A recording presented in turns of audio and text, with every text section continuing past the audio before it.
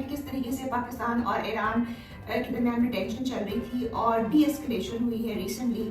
Tit for date کی policy کہا جا رہا ہے کہ پاکستان کی جو فورسز ہیں انہوں نے بھی آپریشن کیا ہے ٹیررسٹ کے اوپر جو ایران کا بلوچستان سستان کا علاقہ ہے وہاں پر, اور 7 لوگ جو ہیں اس میں مارے گئے ہیں, وہ ٹیررسٹ تھے.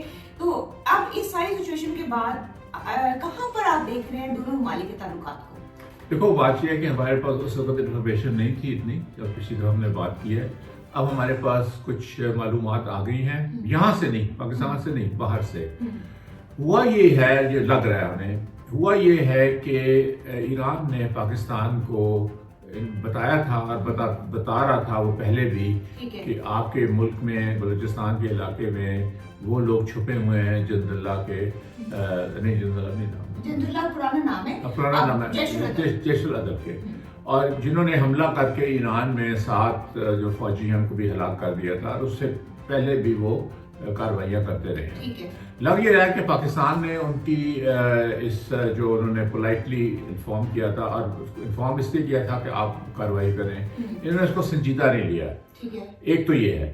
دوسرا یہ ہے کہ ایران کے اوپر بھی پریشر تھا, چونکہ جو اسرائیلی ایجنٹس ہیں وہ عراقی کردستان میں بیٹھے ہوئے تھے اور وہ کارروائیاں اپنی کر رہے تھے ایران کے خلاف.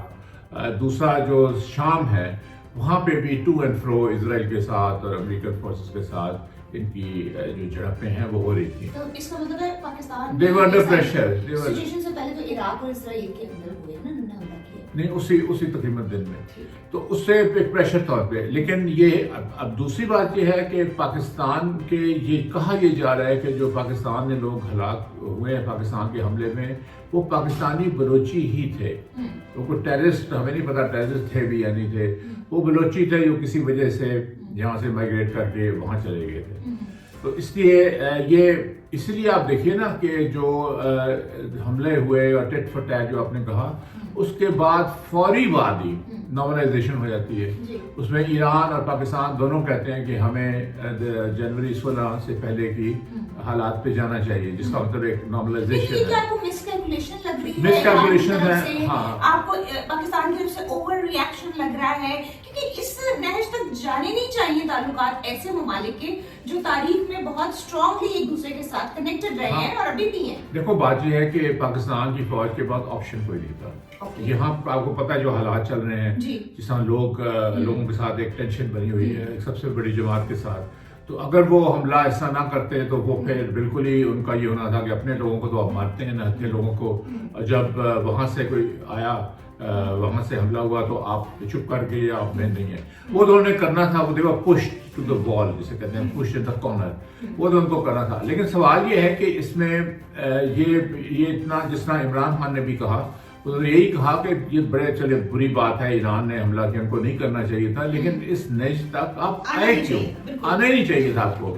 آپ کی جو کمیونیکیشن جو ہے وہ لائنز وہ کھلی ہونی چاہیے, ایک دوسرے کو آپ کو انڈرسٹینڈ کرنا چاہیے. اور آپ پہلے ایک ہوا تھا, ایک انڈرسٹینڈنگ ہوئی تھی کہ ہم ایک دوسرے سے انٹیلیجنس شیئرنگ کریں گے اور پھر ہم شاید مشترکہ کارروائی بھی کریں جہاں پہ بھی ٹیررسٹ کا ہمیں کوئی اطلاع دی گئی. اس لیے ہو رہا ہے, دیکھو یہ اس لیے بھی ہو رہا ہے کہ وہ علاقہ جو ہے وہاں پہ نہ ایران کی حکومت کا کنٹرول ہے ایرانی بلوچستان سیستان میں, نہ ہی پاکستان کی حکومت کا کوئی زیادہ کنٹرول ہے کچھ علاقوں پہ, بلوچستان کے کچھ فار فلنگ ایریاز جو ہے وہاں پہ.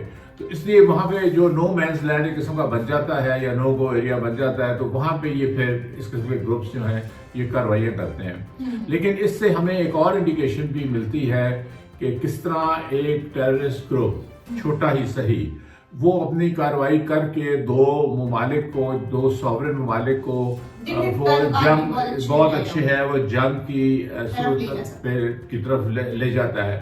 اور یہی ہم پہلے کشمیر کے اوپر بھی کہتے آئے ہیں کہ کس طرح ایک ٹیررسٹ گروپ ہندوستان اور پاکستان کو بھی ایک جنگ کے دہانے پہ لے آتا تھا. تاریخ میں لگا رہا ہے اس قسم کے اسکرمشز جس کو کہتے ہیں ہم انٹرنیشنل ریلیشن کی ٹرم کے اندر دونوں ممالک کے درمیان یہ تعلقات اس طریقے سے رہے ہیں. اگر 2021 کی بات کریں, اس میں سپٹمبر میں اور فروری میں کبھی وہ کلیم کرتے تھے کہ ایرانین سولجرز کو جو رومال بنا لیا ہے انہی ٹیررسٹ نے پاکستان کی طرف اور انہوں نے چھڑوا لیا بعد میں. تو اسی طریقے سے یہ سارے جو دیکھو میں نہیں سمجھ آپ کو, دیکھا نہیں اس میں فرق ہے. اچھا وہ جو جھڑپیں کہ آپ کہہ رہے ہو وہ سرحدی جھڑپیں ہوتی ہیں، وہ 2 کلومیٹر اندر 1 کلومیٹر اس سے زیادہ نہیں. یہاں پہ اب آ گئی میزائل ٹیکنالوجی دونوں کے پاس. اب انہوں نے اندر دیکھیے نا 60 کلومیٹر ایک نے اور 100 کلومیٹر ایک نے اندر جا کے اپنے راکٹس کی ٹیکنالوجی آ گئی ہے، میزائلز کی، اور پھر ڈرونز بھی آ گئے ہیں اس قسم کے. تو یہ اندر جب آپ ایک دوسرے کو کرتے ہو تو پھر اس کا خطرہ ہوتا ہے کہ یہ ایکسلریٹ نہ ہو جائے گا، یعنی ٹٹ فور ٹیٹ ہوتے ہوتے پھر جوابی کارروائیاں کرنی شروع کر دیں. اس میں اور اس میں فرق ہے. جھڑپیں تو دیکھو ہندوستان کے ساتھ آپ کی بے شمار کشمیر، آزاد کشمیر کے بارڈر کے اوپر ہوتی رہی، لیکن جب انہوں نے بالا کوٹ پہ حملہ کیا جو کہ پاکستان کے خاصا اندر تھا تو پھر پاکستان کو جواب دینا پڑا. تو اس لیے یہ ان میں فرق ہے دونوں میں. اب واپس ہم اسی چیز پہ جاتے ہیں کہ اب چاہیے یہ ہے کہ ایک کمیٹی بنے جس میں ایک مانیٹرنگ کا سسٹم اسٹیبلش ہو بہت ٹھوس قسم کا، اور دونوں ممالک ایک دوسرے کو سیریسلی لیں، سنجیدہ لیں جب بھی دوسرا ان کو ٹیررزم گروپس کی موجودگی کا بتائے. اس لیے کہ یہ دونوں کا مشترکہ انٹرسٹ ہے. نہیں، مشترکہ انٹرسٹ ہے نا. اگر آپ پاکستان کو بلوچستان میں وہاں پہ وہ کنٹرول نہیں ہوتا، گروپس آپریٹ کر رہے ہیں، یا ایران کے اس میں نہیں ہوتا، ان دونوں کا ایجنڈا ایک ہی ہے، وہ آزاد بلوچستان کی بات کرتے ہیں، ایک ساورن کا. تو یہ دونوں ممالک کی ساورنٹی ہے، اس کے اوپر اثر پڑتا ہے اور برا اثر پڑتا ہے. اچھا، ایک اور بات ہے، پاکستان ایک بیلنسر کا رول بھی ادا کر رہا ہے ایران اور سعودی عربیہ کے درمیان میں، کیونکہ یہ خطے کی جو پالیٹکس ہے اس کے اندر ایک اہم ملک ہے اور ایک الائنس ہے سعودی عربیہ کے ساتھ، زیادہ اسٹرانگ الائنس ہے. اگر آپ کمپیریزن میں دیکھیں ایران کے ساتھ تو آپ کو لگتا ہے کہ اگر بڑی پرانی کہانی ہو گئی ہیں. اب تو پچھلے 2 سالوں میں سال میں دنیا تبدیل ہو گئی ہے. ایران کا کھڑے کے وہ کبھی بھی نہیں کریں گے.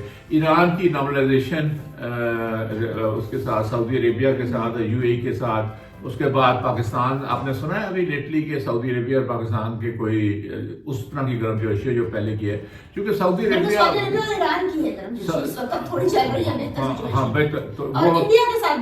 تو وہ اس طرح نہیں ہوتا بلیک اینڈ وائٹ میں. انٹرنیشنل کو آپ نہیں دیکھتے، اس میں بہت سے فیکٹرز ہوتے ہیں. تو اس لیے وہ اب دیکھیے میں بتاؤں، میں نے ایک ریسرچ جو کی تھی اس میں پتہ چلا تھا کہ ایران کے ساتھ اب تک پاکستان نے 1000 MOUs سائن کیے ہیں. جیسے آپ نے ابھی سعودی کی بات کی، ان میں سے مجال ہے کسی میں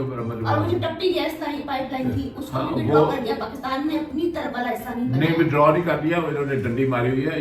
یہ وہ مکمل نہیں کر رہے، اپنی سائڈ والی کرتے ہیں، دوسرے ملکوں میں تو نہیں کرتے. آپ جا کے اس میں پھر یہ ہے کہ وہ انہوں نے ڈیمیجز کلیم کیے تھے $ملینز جو وہ چپ کر گئے. تو اور وہ زیادہ نہیں زور دے رہے، پاکستان سے مانگ نہیں رہے.